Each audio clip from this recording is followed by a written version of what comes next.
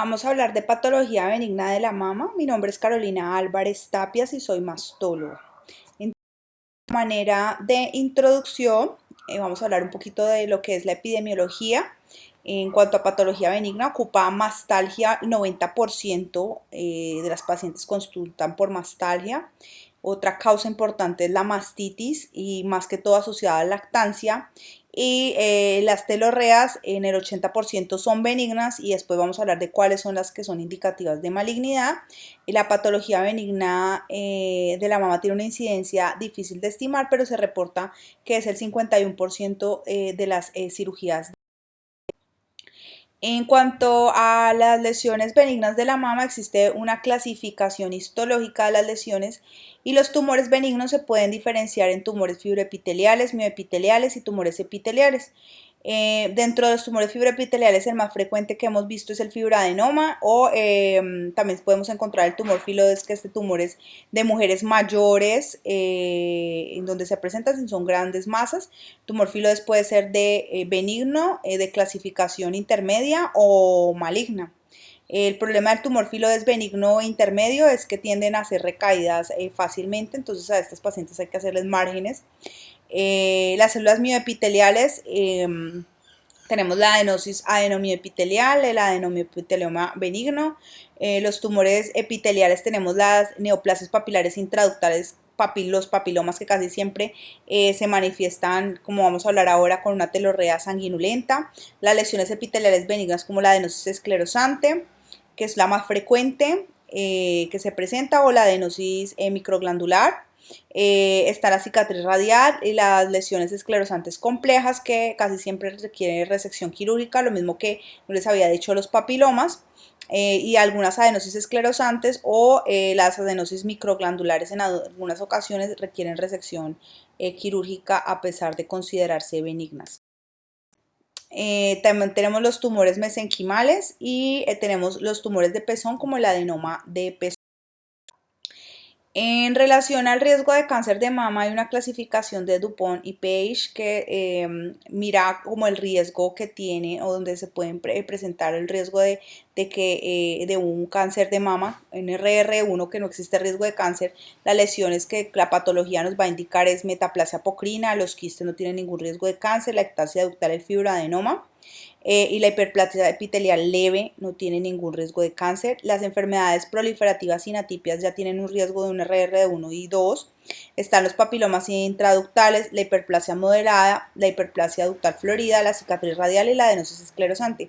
Y ya definitivamente si presentan un incremento de riesgo, incluso a veces podemos utilizar tamoxifeno en algunas indicaciones, que son la hiperplasia ductal con atipia y la hiperplasia lobulillar con atipia. Estas son muy importantes para poder explicar a las pacientes qué riesgo tienen de cáncer, de que se produzca cáncer teniendo o exista cáncer teniendo estas lesiones. Aquí hay un esquema como para que entiendan un poco más de dónde provienen cada lesión. Entonces, dependiendo de si es el estroma, si es el músculo incluso, porque pueden haber sarcomas en mama. Bueno, claro que esos serían malignos, pero pueden producirse en cualquier parte de la unidad funcional de la mama. Entonces, por ejemplo, aquí tenemos que en los lobulillos y los conductos terminales podemos encontrar casi siempre que se encuentran los papilomas, los quistes o las hiperplasias con atipia. En el estroma, entonces tenemos el fibroadenoma y el tumor filoides. En el estroma interlobulillar, la necrosis grasa, lipoma, incluso el sarcoma. Entonces aquí nos dice como la etiología o de dónde proviene. En cuanto al fibroadenoma, es una neoplasia benigna muy frecuente, es la más común, el 15 al 20%, casi siempre se presenta a la edad de presentación es 20 y 35 años. Es importante saber que es un tumor bifásico con componente epitelial y estromal. Aquí tenemos un fibroadenoma en gráfica, la mayoría son pequeños, menores de 3 centímetros, asintomáticos. Estos pacientes se pueden presentar pues con una masa, con sensación de masa. Hay un fibroadenoma que es el simple, que no está relacionado con cáncer de mama, no hay cáncer y los pacientes se tranquilizan, hay que decirles que no hay ningún problema. Pero hay un tipo de tumor o fibroadenoma complejo que son los que se acompañan son fibroadenomas que se acompañan con quistes mayores de 3 milímetros o que tienen adenosis esclerosante o calcificaciones epiteliales o cambios apocrinos papilares. Esos pacientes pueden haber en un 30% de los casos un cáncer de mama allí. Entonces esas pacientes deben llevarse a resección quirúrgica del fibroadenoma. Un RR de 2 a 4 presentan estas lesiones.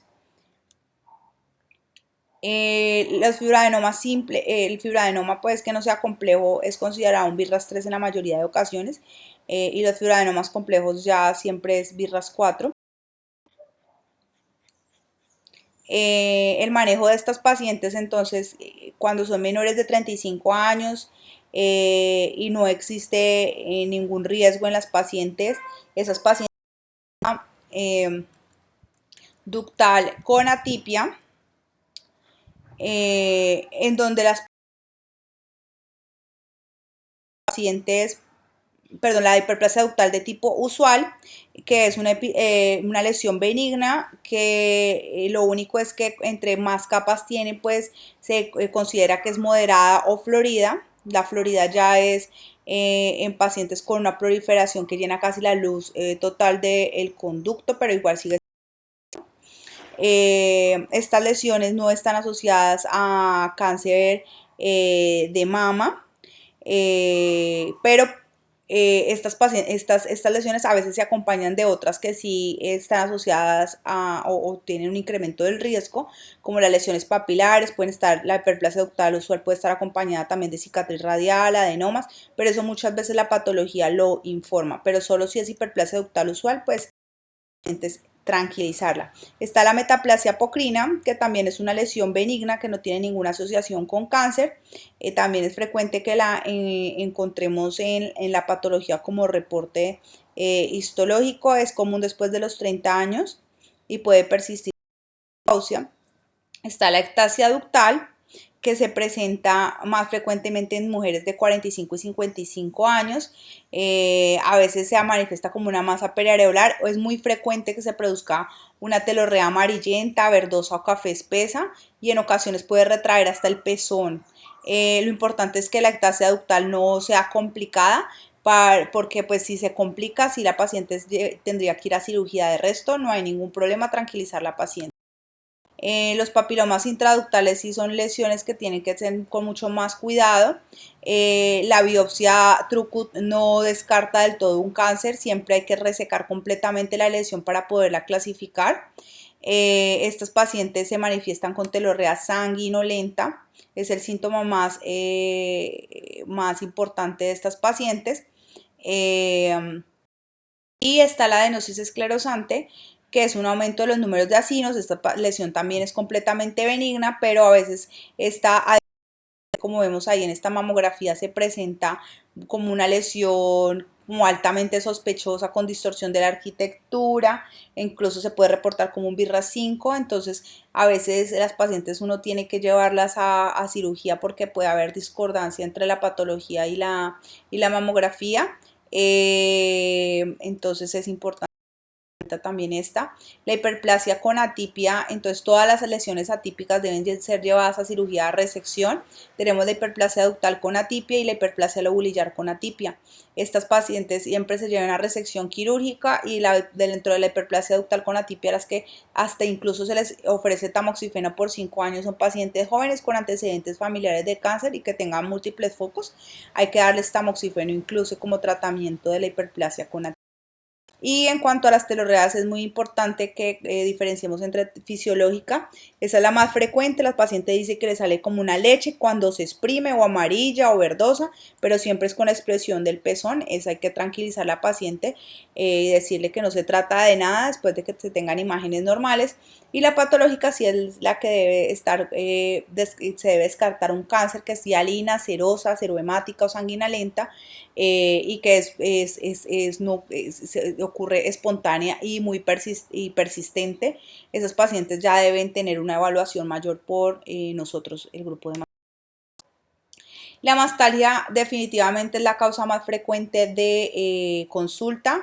Está la fisiológica que da pacientes premenopáusicas y la mastalgia no cíclica que es en pacientes ya pre y posmenopáusicas, es un dolor constante, pero siempre se debe descartar que no sea una costocondritis, que no sea un nivel externar, o sea, que se trate de verdad de la mama. El manejo de estas pacientes definitivamente es, ni la vitamina E sirve para esto, lo que sirve es el brasier sin varilla y el diclofenaco en gel mejora la mayoría de pacientes. Ya cuando es muy intensa, pues ya se toman unas medidas mayores con con un manejo como danazol o tamoxifeno para disminuir la parte hormonal de la paciente, pero normalmente son medidas ya muy extremas.